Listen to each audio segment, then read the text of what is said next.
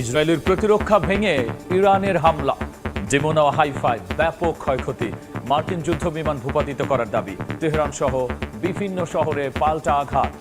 ইসরায়েলের প্রতিরক্ষা ভেঙে ইরানের হামলা, নেতানিয়াহু বাহিনীর সদর দফতরে আক্রমণের দাবি হিজবুল্লাহ, ইরানকে পরাজয় স্বীকার করে চুক্তি করার আহ্বান ট্রাম্পের। ইরানকে বাস্তবতা মেনে পরাজয় স্বীকার করে চুক্তিতে যেতে আহ্বান জানিয়েছে যুক্তরাষ্ট্র। দেশটি চুক্তি করতে আগ্রহী, তবে বলতে ভয় পাচ্ছে বলে দাবি করেছেন প্রেসিডেন্ট ডোনাল্ড ট্রাম্প। তেহরান বলছে সমঝোতায় পৌঁছাতে হলে স্থায়ীভাবে সংঘাত বন্ধে সম্মত হতে হবে। এদিকে ইরানে হামলা অব্যাহত রেখেছে যুক্তরাষ্ট্র ও ইসরায়েল। জবাবে তেল আবিব ও মধ্যপ্রাচ্যে পাল্টা হামলা চালাচ্ছে আইআরজিসি। এর মধ্যে হরমুজ প্রণালীতে জাহাজ চলাচলে নিরাপত্তা পাবে বাংলাদেশ সহ 6 দেশ বলে জানিয়েছেন ইরানের পররাষ্ট্রমন্ত্রী। ইসরায়েলের সুরক্ষা ব্যবস্থা ভেদ করে বিভিন্ন স্থাপনায় আঘাত হানছে ইরানের ক্ষেপণাস্ত্র। তেহরানের দাবি, ডিমোনা ও হাইফায় চালানো হামলায় ব্যাপক ক্ষয়ক্ষতি হয়েছে। ইসরায়েলে হামলা চালিয়েছে হিজবুল্লাহ, তাদের রকেট মেতুলা, দাফনা এবং নাহারিয়া এলাকায় আঘাত এনেছে। এমনকি নেতানিয়াহু বাহিনীর সদর দপ্তর লক্ষ্য করে হামলার দাবি করেছে ইরানপন্থী সংগঠনটি। মধ্যপ্রাচ্যের বিভিন্ন দেশেও প্রতিশোধমূলক হামলা অব্যাহত রেখেছে ইরান। কুয়েত আন্তর্জাতিক বিমানবন্দরের জ্বালানি ট্যাঙ্কি ইরানি ড্রোন হামলায় ভয়াবহ অগ্নিকাণ্ডের ঘটনা ঘটেছে। এছাড়া সংযুক্ত আরব আমিরাতের আল দাফরা বিমান ঘাঁটি এবং দুবাই বিমানবন্দরের আশপাশেও বিস্ফোরণের খবর পাওয়া গেছে। ইরানের পার্লামেন্ট স্পিকার মোহাম্মদ বাগের গালিবাফ জানিয়েছেন, একটি আঞ্চলিক দেশের সহায়তায় ইরানের শত্রুরা দেশটির একটি দ্বীপ দখলের গভীর ষড়যন্ত্র করছে। সামাজিক যোগাযোগ মাধ্যমে দেয়া এক পোস্টে তিনি কঠোর হুঁশিয়ারি দিয়ে বলেন, ইরানের সশস্ত্র বাহিনী শত্রুপক্ষের প্রতিটি পদক্ষেপ গভীরভাবে পর্যবেক্ষণ করছে। জবাবে ইসরায়েলি বিমান বাহিনী তেহরান সহ ইরানের বিভিন্ন শিল্পাঞ্চলে বিমান হামলা চালিয়েছে। ইরানের বেশ কিছু অস্ত্র ও ড্রোন তৈরির কারখানা লক্ষ্য করে কয়েক দফা বোমা বর্ষণের দাবি করেছে তেল আবিব। অন্যদিকে লেবানন সীমান্তে আগ্রাসন বহুগুণ বাড়িয়েছে নেতানিয়াহু সরকার। দক্ষিণ লেবাননে ব্যাপক হামলার খবর পাওয়া গেছে। এদিকে মার্কিন প্রেসিডেন্ট ডোনাল্ড ট্রাম্প বলেছেন, ইরান শান্তি চুক্তি করতে চাইলেও তারা ভয়ের মধ্যে আছে। একই সঙ্গে দেশটিকে বাস্তবতা মেনে পরাজয় স্বীকার করে চুক্তিতে যাওয়ার আহ্বান জানান তিনি। And they are negotiating, by the way, and they want to make a deal so badly, but they're afraid to say it because they figure they'll be killed by their own people. তবে মার্কিন প্রশাসনের আলোচনার দাবিকে সরাসরি নাকচ করে দিয়েছেন ইরানের পররাষ্ট্রমন্ত্রী আব্বাস আরাকচি। কোন রাজনৈতিক সমঝোতায় পৌঁছাতে হলে ধ্বংসযজ্ঞের দায়ভার গ্রহণ এবং পুনর্গঠনের প্রতিশ্রুতি নিশ্চিত করতে হবে বলেও জানিয়েছেন আরাকচি। তিনি আরো জানান, হরমুজ প্রণালীতে জাহাজ চলাচলে নিরাপত্তা পাবে বাংলাদেশ সহ 6টি দেশ। চীন, রাশিয়া, পাকিস্তান, ইরাক এবং সম্প্রতি ভারতের 2টি জাহাজও হরমুজ প্রণালী দিয়ে গেছে। এছাড়া আরো কিছু দেশ, সম্ভবত বাংলাদেশও আছে। এই দেশগুলো আমাদের সঙ্গে কথা বলেছে এবং সমন্বয় করেছে। আগামীতেও এভাবেই চলবে। যুদ্ধের কারণে থমকে গেছে বিশ্বের অন্যতম গুরুত্বপূর্ণ জলপথ হরমুজ প্রণালী। আন্তর্জাতিক সামুদ্রিক সংস্থা আইএমও প্রধান জানিয়েছেন, সেখানে বর্তমানে 2000 জাহাজ এবং 20,000 নাবিক আটকা পড়ে এক চরম অনিশ্চয়তার মধ্যে দিন কাটাচ্ছেন। দীর্ঘ সময় জাহাজে আটকে থাকায় নাবিকদের মধ্যে মানসিক অবসাদ ও খাদ্যের অভাব দেখা দিয়েছে।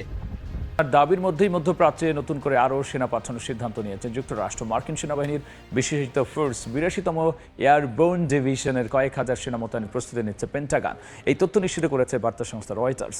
এই সেনারা 18 ঘন্টার মধ্যে যে কোনো গুরুত্বপূর্ণ অপারেশন, বিমানবন্দর দখল, দূতাবাস সুরক্ষা বা জরুরি উদ্ধার কার্যক্রমে অংশ নিতে পারে। বিশ্লেষকরা বলছেন, কূটনৈতিক চাপ তৈরি করার পাশাপাশি ইরানকে সম্ভাব্য আলোচনায় বাধ্য করার একটি কৌশল। দিন গড়াচ্ছে, বাড়ছে ইরান যুক্তরাষ্ট্রের যুদ্ধের মেয়াদকাল। প্রতিদিন পরিবর্তন হচ্ছে মার্কিন প্রেসিডেন্ট ডোনাল্ড ট্রাম্পের সিদ্ধান্ত। একদিকে 15 দফা শান্তি আলোচনার প্রস্তাবের গুঞ্জন গণমাধ্যমে, অন্যদিকে নতুন করে মধ্যপ্রাচ্যে মার্কিন সেনা পাঠানোর সিদ্ধান্ত নিয়েছে পেন্টাগন। স্থানীয় সময় মঙ্গলবার জানানো হয়, 82তম এয়ারবোর্ন ডিভিশনের 2 থেকে 3,000 সেনাকে মধ্যপ্রাচ্যে মোতায়েন করবে যুক্তরাষ্ট্র। এই সেনাদের মূল ঘাঁটি হবে ফোর্ট ব্রাগ, নর্থ ক্যারোলাইনা। রয়টার্সের তথ্য মতে, যুক্তরাষ্ট্র আঞ্চলিক সামরিক সক্ষমতা বাড়ালেও ইরানে সেনা পাঠানোর বিষয়টি এখনো নিশ্চিত নয়। আগে থেকে মধ্যপ্রাচ্যে প্রায় 50,000 সেনা নিয়োগ করে রেখেছে যুক্তরাষ্ট্র। তবে এয়ারবোর্ন ডিভিশনের এই বিশেষ বাহিনী 18 ঘন্টার মধ্যে যে কোনো গুরুত্বপূর্ণ অপারেশন, বিমানবন্দর দখল বা দূতাবাস সুরক্ষা কার্যক্রমে অংশ নিতে পারে। সেনা মোতায়েনের পেছনে যুক্তরাষ্ট্রের উদ্দেশ্যগুলো বহুমুখী বলে ধারণা করা হচ্ছে। বিশ্লেষকদের মতে, প্রেসিডেন্ট ডোনাল্ড ট্রাম্প ইরানের সঙ্গে সম্ভাব্য চুক্তির কথা উল্লেখ করছেন, কিন্তু একই সঙ্গে আঞ্চলিক নিরাপত্তা ও আক্রমণ প্রতিরোধের জন্য প্রস্তুতি বাড়ানো হচ্ছে। এই মোতায়েন কূটনৈতিক চাপ তৈরির পাশাপাশি ইরানকে সম্ভাব্য আলোচনায় বাধ্য করার একটি কৌশল বলেও ধারণা করা হচ্ছে। তবে যুক্তরাষ্ট্রের নতুন এই সিদ্ধান্তে রাজনৈতিক ঝুঁকিও কম নয়। মার্কিনীদের মধ্যে ইরানের সামরিক অভিযানের সমর্থন সীমিত। এই পদক্ষেপ ট্রাম্পের পূর্ব নির্বাচনী প্রতিশ্রুতির সঙ্গে সংঘাত তৈরি করতে পারে বলেও আশঙ্কা করা হচ্ছে। রাশিয়া ও চীনের সহায়তায় টিকে আছে তেহরানের সামরিক সক্ষমতা, এমনটা দাবি করছে গণমাধ্যম ফিনান্সিয়াল টাইমস এবং যুক্তরাষ্ট্রভিত্তিক গবেষণা সংস্থা আটলান্টিক কাউন্সিল। তাদের মতে মার্কিন ঘাঁটি, যুদ্ধজাহাজ ও গুরুত্বপূর্ণ সেনা স্থাপনাগুলোর অবস্থান সম্পর্কে ইরানের সামরিক বাহিনীকে সুনির্দিষ্ট তথ্য দিচ্ছেন রুশ গোয়েন্দা কর্মকর্তারা। বিশ্লেষকদের মতে চীন, রাশিয়া ও ইরান মিলে গড়ে তুলেছে অ্যাক্সিস অফ ইভেশন, যার মাধ্যমে পশ্চিমা নিষেধাজ্ঞা এড়িয়ে প্রযুক্তি, যন্ত্রাংশ ও সামরিক উপকরণ আদান প্রদান করছে দেশ তিনটি। যুক্তরাষ্ট্র ও ইসরায়েলের সঙ্গে যুদ্ধরত ইরানকে ড্রোন, খাদ্য ও ক্ষেপণাস্ত্র দিয়ে সহযোগিতা করছে রাশিয়া। বৃহস্পতিবার এক প্রতিবেদনে এ তথ্য জানায় ব্রিটিশ সংবাদ মাধ্যম ফিনান্সিয়াল টাইমস। প্রতিবেদনে আরও বলা হয়, যুদ্ধের শুরু থেকে ইরানকে গোয়েন্দা সহায়তা দিচ্ছে রাশিয়া। যুক্তরাষ্ট্র ভিত্তিক গবেষণা সংস্থা আটলান্টিক কাউন্সিলের মতে ইরানকে সহায়তার ক্ষেত্রে রাশিয়ার ভূমিকা কেবল অস্ত্র বা সরঞ্জাম পাঠানোতেই সীমাবদ্ধ নয়। মধ্যপ্রাচ্যে কোথায় কোথায় মার্কিন ঘাঁটি, যুদ্ধজাহাজ ও গুরুত্বপূর্ণ স্থাপনা আছে সেসবের অবস্থান সম্পর্কে ইরানের প্রতিরক্ষা বাহিনীকে সুনির্দিষ্ট তথ্য দিচ্ছেন রুশ গোয়েন্দা কর্মকর্তারা। একই সঙ্গে যুদ্ধে ইরানকে সহায়তার ক্ষেত্রে চীনের ভূমিকা আরও সূক্ষ্ম এবং কৌশলগত। চীন সরাসরি যুদ্ধের ময়দানে না থাকলেও ডুয়াল ইউজ প্রযুক্তি যেমন সেন্সর, স্যাটেলাইট ন্যাভিগেশন সিস্টেম ও মাইক্রোচিপ সরবরাহের মাধ্যমে ইরানের অস্ত্র উৎপাদন অব্যাহত রাখতে সহায়তা করছে। বিশেষ করে চীনের বেইডো স্যাটেলাইট সিস্টেম ব্যবহারের মাধ্যমে ইরান তাদের ড্রোন ও ক্ষেপণাস্ত্রের টার্গেটিং আরও উন্নতি করেছে বলে জানায় আটলান্টিক কাউন্সিল। বিশ্লেষকদের মতে চীন, রাশিয়া ও ইরান মিলে গড়ে তুলেছে তথাকথিত অ্যাক্সিস অফ ইভেশন, যার মাধ্যমে পশ্চিমা নিষেধাজ্ঞা এড়িয়ে প্রযুক্তি, যন্ত্রাংশ ও সামরিক উপকরণ আদান প্রদান চলছে। বিশেষ করে ডুয়াল ইউজ প্রযুক্তি ব্যবহার করে ইরান তাদের ড্রোন ও ক্ষেপণাস্ত্র সক্ষমতা বাড়িয়ে যাচ্ছে। ইরান যুদ্ধের প্রভাবে জ্বালানির দাম বাড়তেই ট্রাম্পের জনপ্রিয়তায় বড় ধাক্কা। রয়টার্স ইপসোস জরিপে অনুমোদন নেমে এসেছে 36%, যা দ্বিতীয় মেয়াদে সর্বনিম্ন।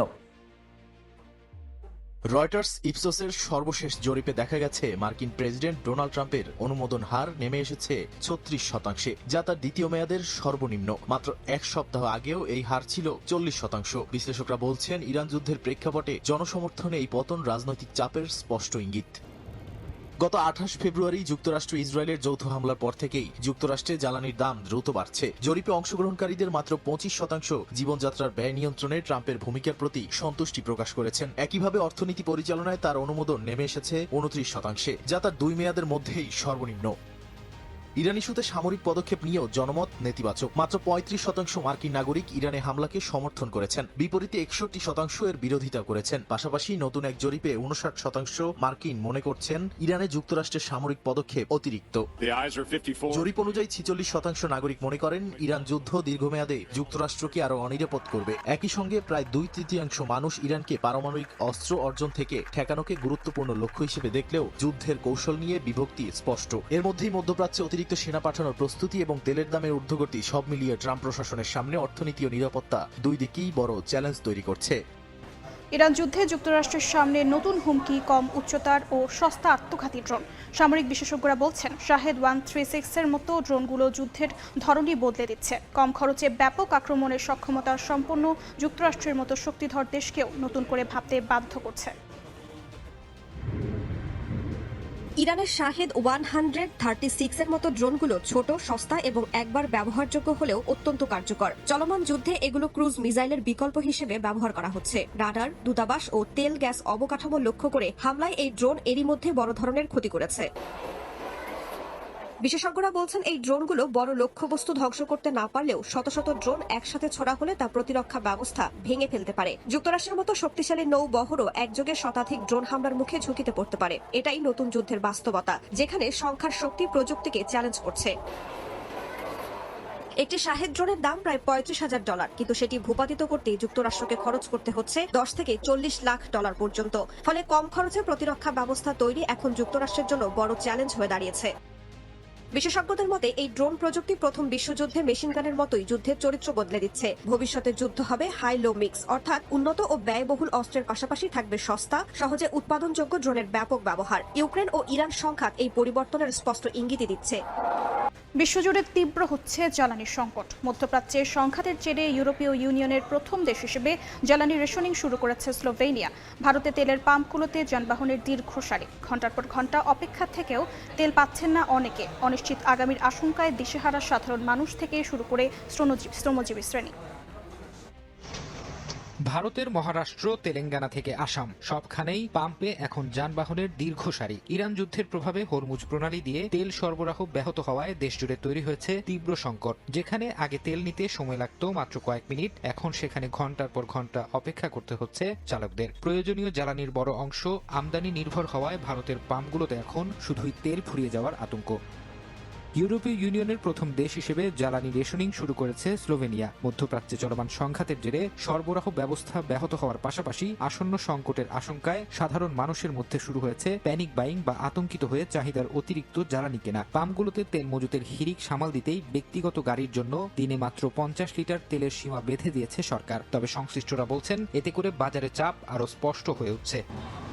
সোমালিয়ার রাজধানী মোগাদিশুর চিত্র আরো ভয়াবহ। তেলের লিটার 65 সেন্ট থেকে বেড়ে $1.40 সেন্টে পৌঁছানোয় হাজারো পরিবারের জীবিকা হুমকিতে পড়েছে। সারাদিন গাড়ি চালিয়েও তেলের খরচ আর মালিককে ভাড়া দেওয়ার পর পকেটে কিছুই থাকছে না চালকদের। বাড়তি ভাড়া এড়াতে যাত্রীরা গন্তব্যে যাচ্ছেন পায়ে হেঁটে। ফলে অনেক চালক বাধ্য হয়ে তাদের যানবাহন গ্যারেজে তুলে রাখছেন।